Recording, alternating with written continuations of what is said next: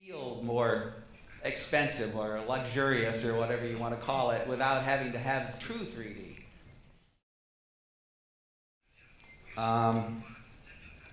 Okay, the next thing I'd like to talk about is the use of lenses.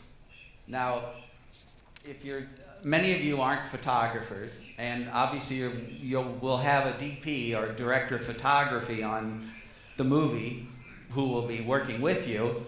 But nevertheless, as directors, you have to kind of know how lenses work. I don't mean in a technical sense, like how the light bends the light internally or anything, but in what it does. Here's what I'm talking about.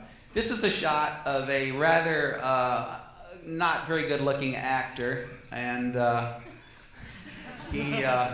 anyway, this is a normal lens. I'm not sure exactly how many millimeters because this was taken with a digital camera, and it's a little different than 35 millimeter lenses, but this is sort of like normal life as we see it. Our eye, for the record, sees about what a 50 millimeter lens sees on 35 millimeter photography.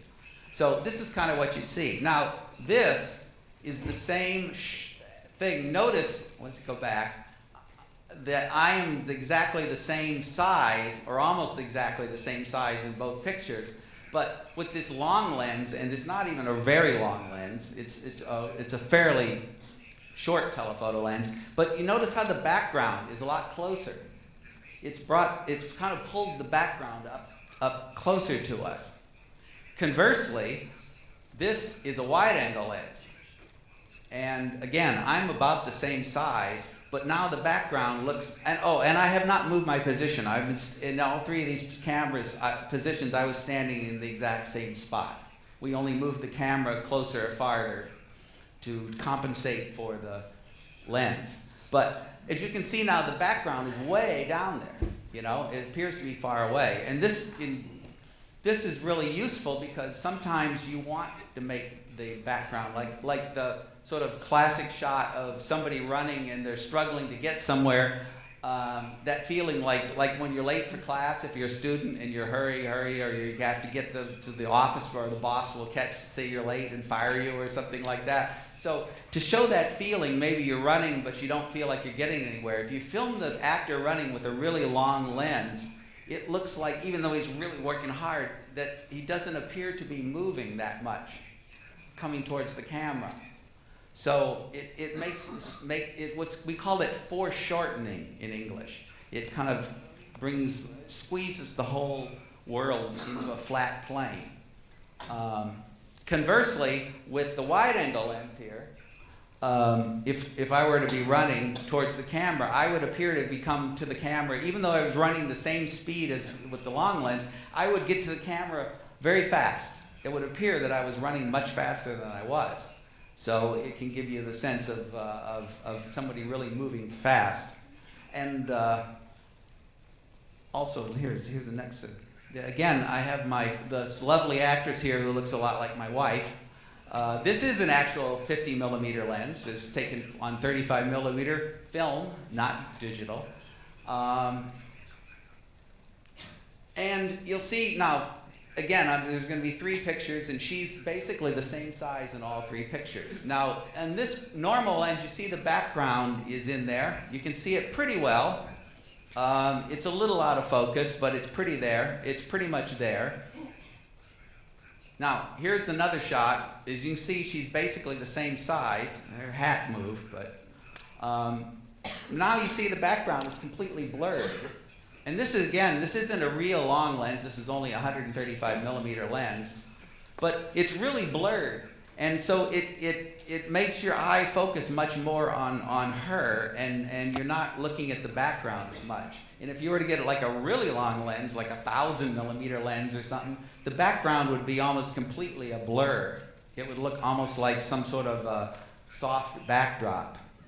Now, conversely, here's a wide-angle lens, 35 millimeters. That was as wide this lens went.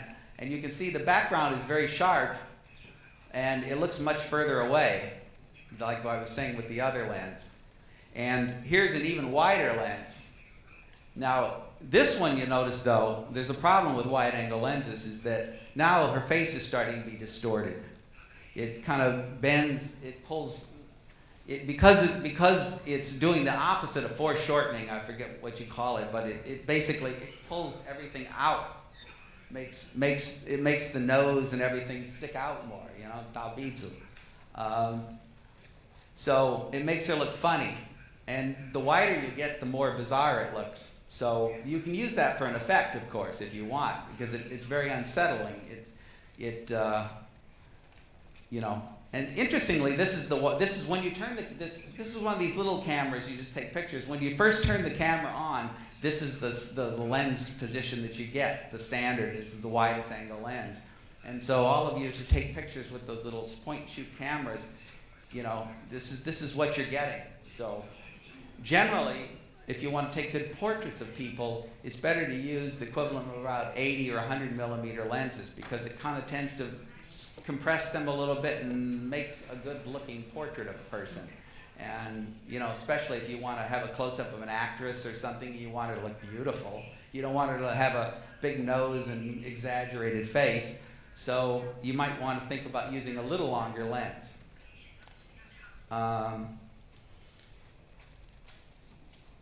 Anyway, okay, next. There's good old John Wayne.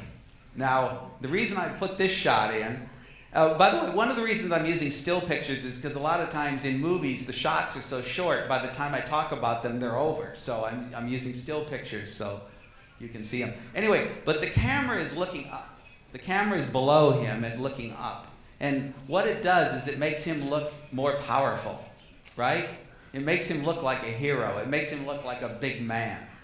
I think actually John Wayne was a pretty tall guy, but nevertheless, this really makes him look powerful.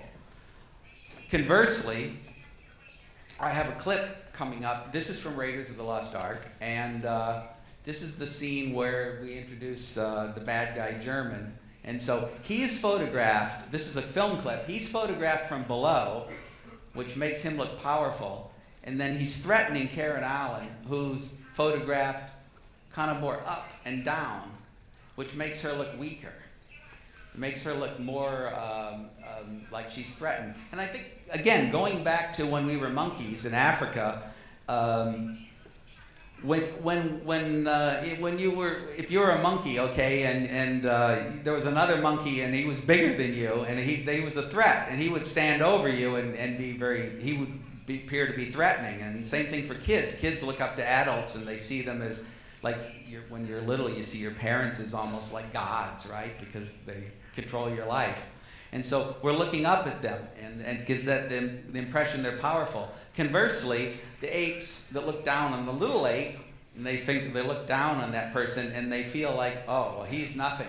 I can take that guy, you know? And the same thing, too. We see a kid, a little kid, a child, and we look down on them. And we think, oh, he's so cute, right? Oh, how cry, you know? So anyway, where you put the camera, you can shoot, obviously, eye level, or you can shoot below, or you can shoot down. So anyway, let me play this clip here. What do you want? Sorry, it's a little dark. Dr. Jones, surely he told you there would be other interested parties. Must have slipped his mind. Oh, sorry, this is what I'm going to talk. So coming up, he's now threatening her. Wait. I'll tell you everything. Yes, I know you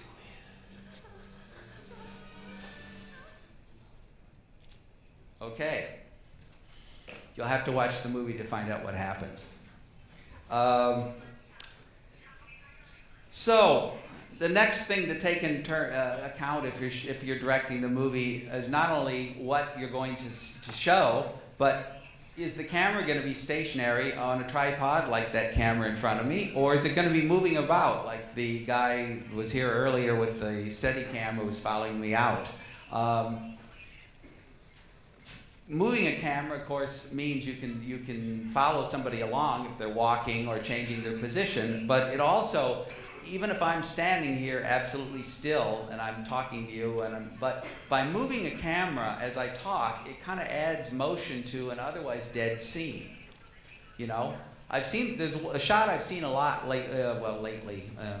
Sorry, I forget I'm older than you, but there's shots that I've seen, and that's where someone's talking or doing something, and there's a camera, and it'll be very slowly dollying left or right or something, and it just kind of causes the background behind the actor to slowly shift during a dialogue scene, and it kind of keeps the scene a little bit alive. And of course, the faster you move the camera, the more exciting it is, you know. And you can dolly it, you can put it on a steady cam, you can hand hold it, you can just pan and tilt up and down. There's a lot of things you can do with the camera that make motion, and it makes the film a lot more exciting. There's one thing I do want to talk about when you talk about hand holding. It's something I call shaky cam. Okay? This is a thing that kind of bothers me a little bit. That's in the movies now where the whole movie is handheld and the whole movie is like that. Examples of it are, more recent years are Blair Witch Project or Cloverfield. I think a little of the shaky cam goes a long way. A lot of people get motion sickness when you watch a movie like that. So where the whole movie is handheld and running around, sometimes I have to look away, you know, or I feel like I'm going to get sick, literally. But it is a powerful thing to use. A good example is that TV series that Spielberg and Tom Hanks produced called Band of Brothers, about the American company during World War II of soldiers. There's some scenes where they're in combat, especially for the first time, and they're under fire. And as they're running around, the camera is very jerky and panning around, and it really conveys this sort of confusion of battle. Because when you're in a battle and you could be killed or shot at any one moment, you're kind of scared and you're like kind of doing this. You're not just going to go like, oh look, there's some Germans over there. Hey, they got guns. Huh? Isn't that neat? You know, you'd be like, oh, where are they? Is that guy? No, you know. And so that kind of thing, to convey that, you can move the camera around very fast. But like I said, a little goes a long way, or else you can literally make your audience sick. Other things to take into account. I don't know if you have these books in China. There's a series of children's books called Where's Waldo? Do you have those books here? Maybe not. Anyway, they're like picture books for kids, and they'll be like a wide shot of something like a park or a beach or something, and there'll be like lots and lots of people doing things, and you have to find the main character, whose name is Waldo, and he always had a red and white striped shirt. So the point is, my point being, it's like an exercise for kids to look at pictures and learn to distinguish things for small children. But the reason I mention this is on a really wide shot, if you want, again, you as a director want your audience to see a particular thing. You don't want them just to start looking at something else. So one of the ways to make your main character stand out is to make that person lighter colored. Obviously, I'm mainly talking about their costume, but it could be that they're having brighter light. You know, but in general, this goes back. This is back to our monkey eyes. Okay, we're back with our monkey eyes. Our eyes are trained to go to anything that's light over anything that's dark, and so that's why sometimes you'll see, like in a big stage play, stage show, you know, with a lot of chorus girls and they're all dancing. The background chorus girls might have sort of dark clothes on, and the star might have like a white dress or something, or sometimes like a Fred Astaire movie have a white tuxedo. Now, who wears a white tuxedo? You know, it's going to get dirty like that. It's totally impractical in the real world. But you see that white tuxedo, and you immediately see the star. There he is, okay? Got more pictures. Okay, this is again from Citizen Kane. This is from the beginning. The camera's moving through this sort of thing. You see the giant K that's on the gate, but it's dark. You kind of see it, even though it's giant and big, and normally because it's big, your eye would go to that. Nevertheless, that light way up in the background, your eye is drawn to that. And there's a series of these shots. As we move in the movie, we move slowly into that giant house in the background. And they're all done with paintings, of course. If you really analyze them, it's not really there. But your eye goes to that light because it's light. Here's another scene from Citizen Kane also. Now this is the opposite. You notice the man in the foreground is dark. After a while you see him, but initially your eyes go to the lights coming from, it's supposed to be a projection booth. They've been watching newsreels. And so initially your eye goes to that, but after a while you kind of see the guy, especially because he's moving, which is the next thing I was going to get to. Anything that's moving, if the background is still and something's moving, your eye goes to that. I guess it could be trained because you know, when we were ape men, we were trained to be hunters, and if something a rabbit ran across, we would immediately go, oh, there's a rabbit, I can eat him. So motion, so light, motion. And the other thing, which I don't have a slide for, but I don't need to show it to you, is the color. The color red. Anytime there's red, your eye goes to it, or any other bright color, but red is the color your eye goes to the most. I'm not sure why that is relative to the way we were designed as monkeys, but it's true. And we all take advantage of it. Obviously, what color is China's flag? Red, right? Because it stands out. We see it. It's very inspiring. I don't know any country that has a brown flag. Do you? Or a beige flag? No, everybody has a bright flag. We Americans have red and white stripes. A little bit of blue, but basically red and white. Because it moves, and you immediately, and especially in a battle, your soldiers see it and say, there's our flag, we got to go over there. So you can use color to make your actor stand out. Okay, now of course, once you're doing multiple multiple shots, now the thing you run into is that the actors have to do the same thing on all the shots. It's what we call matching action. If I'm holding the bottle in this hand while I'm talking to you on that camera, and then later on we take another take of me, and now I'm doing this. If you cut the two shots together, you get really weird because all of a sudden, like that, you know. So immediately now, once they started having multiple cameras, then they had to figure out that somebody has to keep track of what the actors are doing and their clothes and everything, so that problems arise. And then the other thing is screen direction. I don't know. A lot of this is, of course, you see it, but in movies, generally, in action scenes, you want to be going the same direction. If I'm running left to right, okay, I'm running left to right, and I exit the screen, okay? If the next scene, if I cut to a scene, it's supposed to be, say, 20 feet down that way, it's the next scene, but I need to be coming in from this side of if this is the screen edge, I need to, this is the thing right here, see? I need to be coming in from this side because our eye is following me going this direction, and if I suddenly was going back this way, it gives them an impression, because again, we react to movies emotionally and without really thinking about them initially. It gives the impression that suddenly I made a U-turn and went back the other direction. And it confuses people. And anytime you confuse people, you don't want to do that. Unless you want that. If you want to, you can use confusion if you really want that. But if you just want to have the impression of like a chase scene, then you always want to be going left to right or right to left. Now you can get around that if you want to change directions by having the person run at the camera or away from the camera. They call that a neutral angle. When you go to a neutral angle, then you can cut to the other way and it doesn't seem so jerky.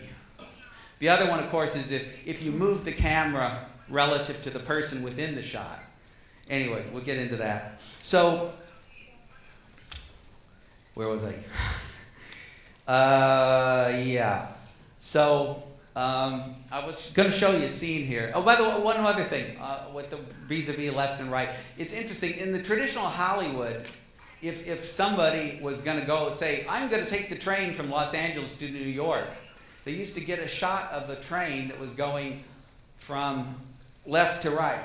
And the reason for that is because if you look at a map of the United States or China, it doesn't matter, from the standard viewpoint of looking south to north, that the train going left to right, is the direction you'd be going from Los Angeles to New York. And conversely, if you went from New York to Los Angeles in the story, they would get a shot of a train going right to left. Now, it sounds silly maybe, but they felt like that psychologically we're used to thinking of that's the way the world is, and so they do this kind of thing. Let's see, where was I?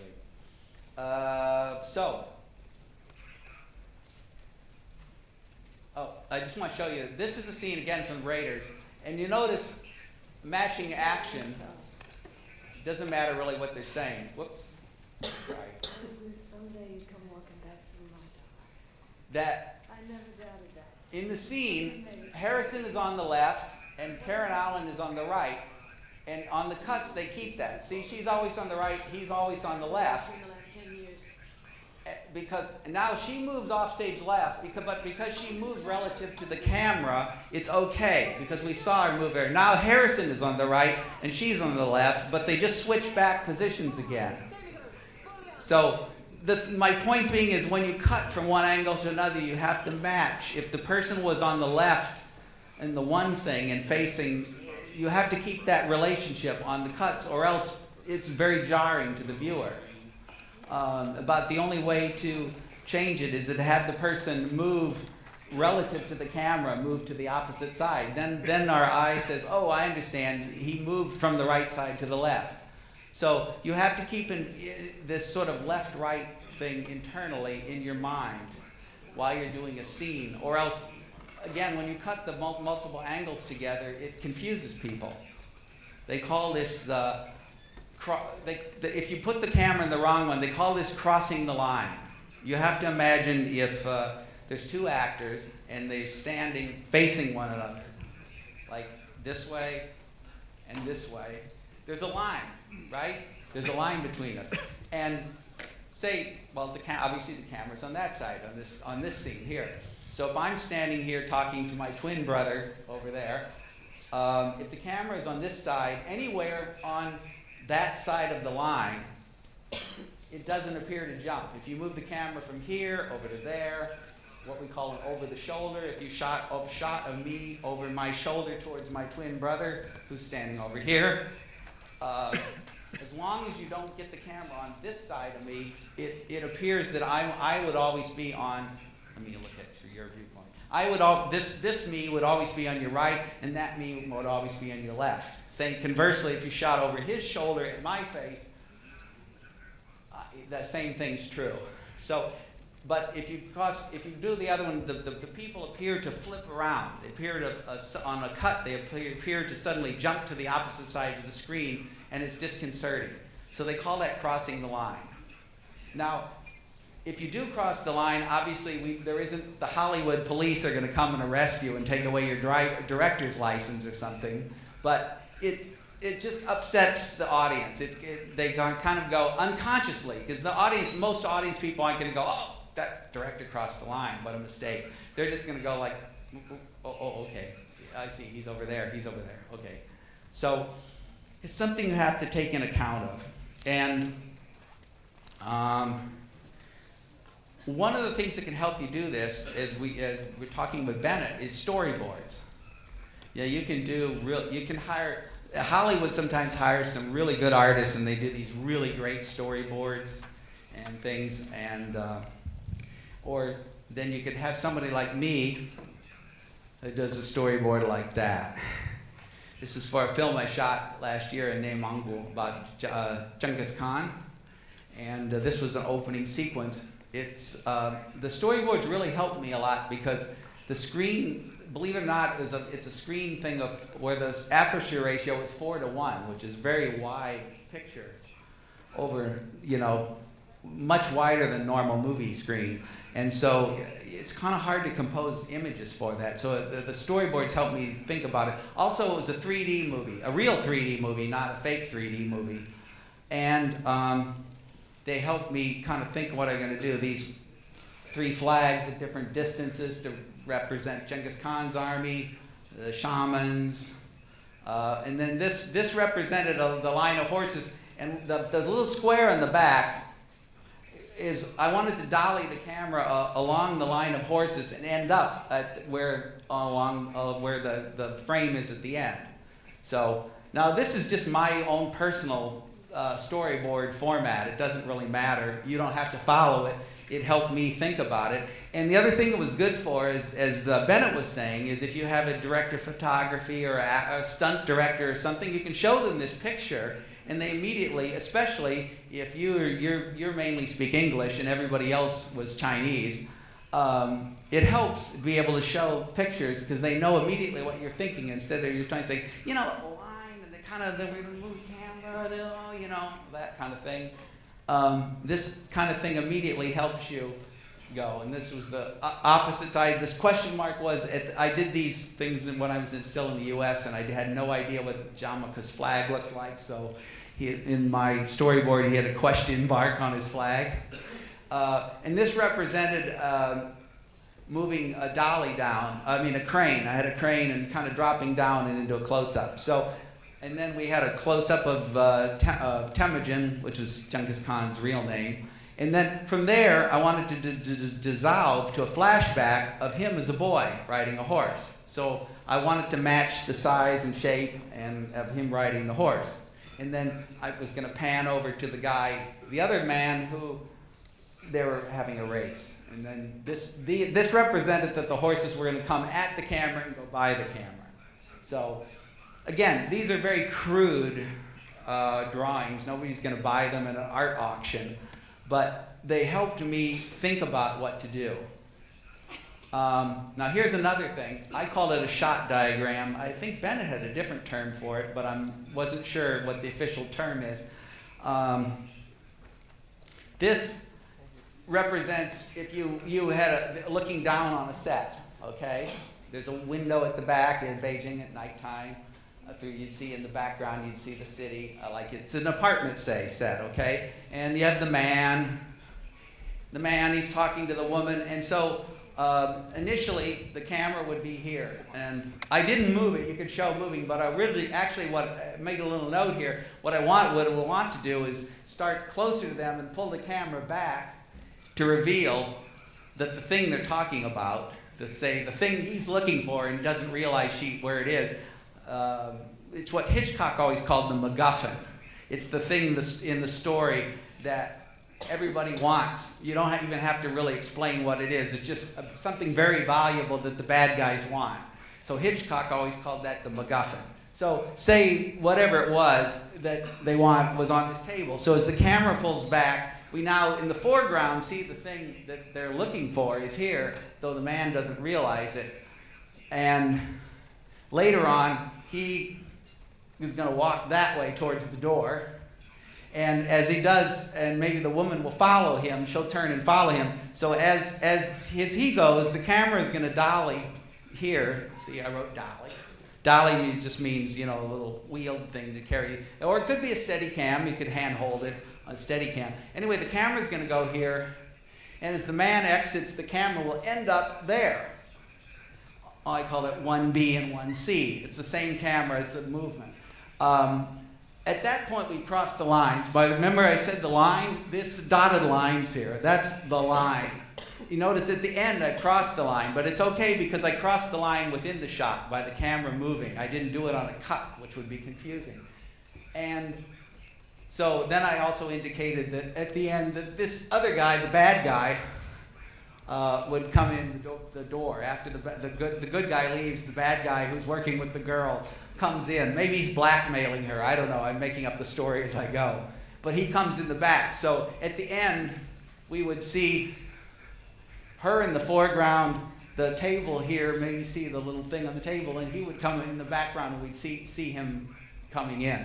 And then the other angles I had was the two what we call over-the-shoulder shots. One from this side, the camera 2, and number 3, which would get the close-ups of them talking on the thing. So really this entire little mini scene was filmed from 3 different camera positions, or we call them setups in English, meaning you have to set up the camera and the lights for each shot. So again, this is maybe simpler and less artistic than the official storyboard, but again, you can kind of visualize what you're going to do and you can show it to somebody.